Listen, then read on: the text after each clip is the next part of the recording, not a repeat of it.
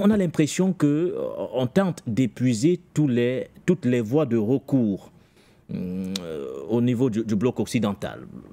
Maintenant, on nous parle de cette force de maintien de la paix. Avant, Emmanuel Macron nous parlait du possible envoi des instructeurs européens du côté de l'Ukraine, chose qui n'a pas été faite.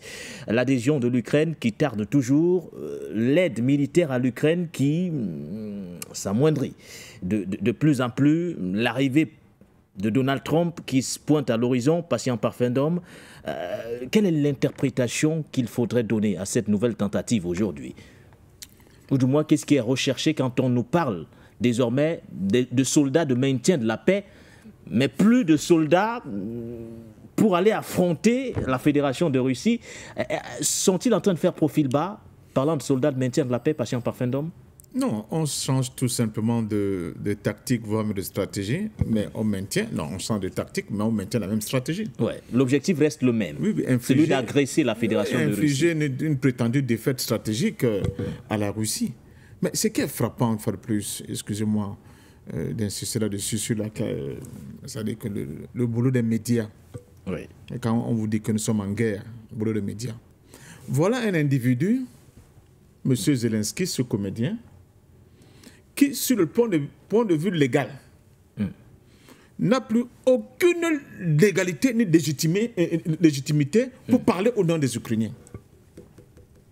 Et c'est cet individu-là qui insiste pour plonger l'Ukraine dans l'horreur et le cauchemar. Vous savez que Zelensky, ses mandats, est folklore depuis très longtemps. Depuis mars 2024.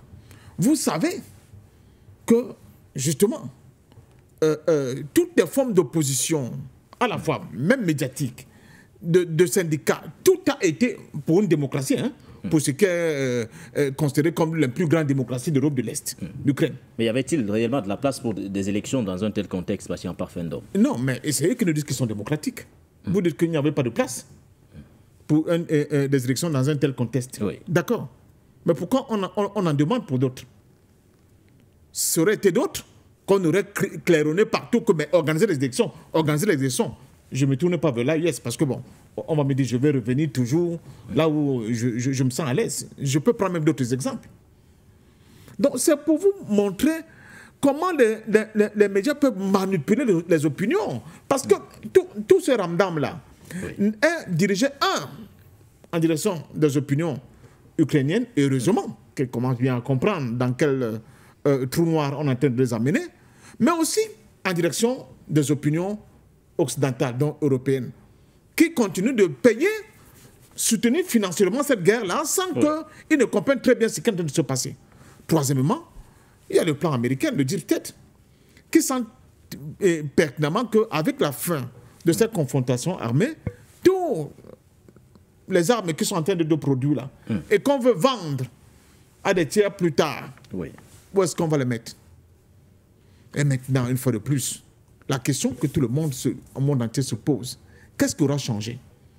Si vous reculez, c'est-à-dire que hors Donbass, et vous positionnez les armées européennes face à la Russie, parce que le Donbass fait partie de la Russie déjà, qu'est-ce que vous aurez changé? Au contraire, vous avez peut-être déplacé le théâtre des opérations, mais vous avez maintenu la même stratégie de confrontation directe avec la Russie. Mais ça c'est dans le cadre où on a un cessez-le-feu. L'objectif est d'éviter, selon bien sûr la partie européenne, d'éviter une nouvelle agression de la part de la Fédération de Russie. C'est pourquoi on préfère déployer cette force de maintien de la paix. Super. Mais dans ce cas, donc, ce n'est pas à eux de choisir comment sera constituée cette force de maintien de la paix. Si c'est ça la solution, prenons donc un petit pote des forces armées cubaines.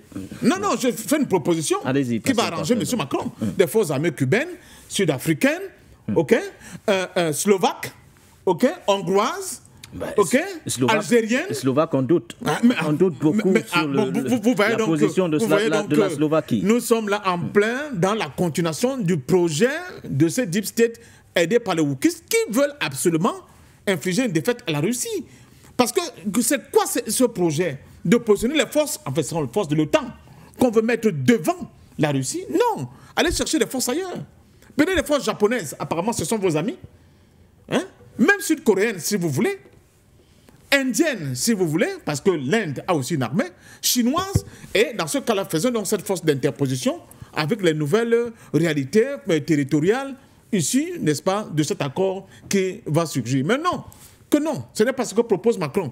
Macron propose, et ça peut être une des raisons pourquoi il rapatrie un peu ses hommes, que ce soit les soldats de l'OTAN qui sont encore face à la Russie. Ça veut dire qu'on n'a pas changé. Soldats de l'OTAN avec la Pologne en première ligne, compte tenu de sa position stratégique, géographique avec la Fédération de Russie. C'est du bavardage, ce sont les forces de l'OTAN. Tout ça, Pologne ou pas Pologne, ce sont les forces de l'OTAN. Ouais. Ça veut dire qu'en réalité, le face-à-face avec la Russie, c'est ce qu'il veut maintenir.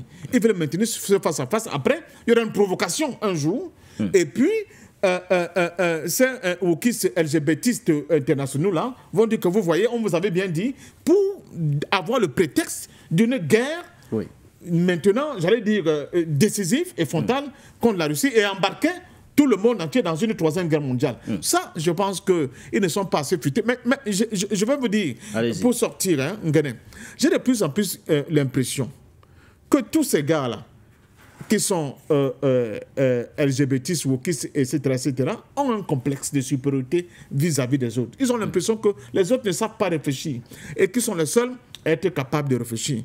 Là, une fois de plus, comme disent les Ivoiriens, ils ont tapé poteau parce que là, on voit très bien la manœuvre de très loin. C'est cousu de fil, cette affaire-là. C'est aussi visible que quelque chose qui est au-dessus du bon Cameroun. Donc, à mon sens, ça ne peut pas prospérer.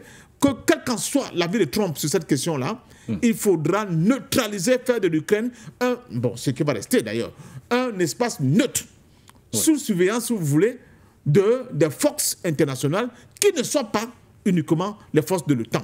Si ce n'est pas cela... Qui ne sont ni pro-russes, ni pro-OTAN. Oui. Mais qui sont neutres. Il faut neutraliser, c'est ça. Dénazifier, n'est-ce pas, et puis neutraliser complètement ce truc. Et puis dégager M. Zelensky qui en réalité n'a plus aucune légitimité ni légalité de parler au nom du peuple ukrainien aujourd'hui.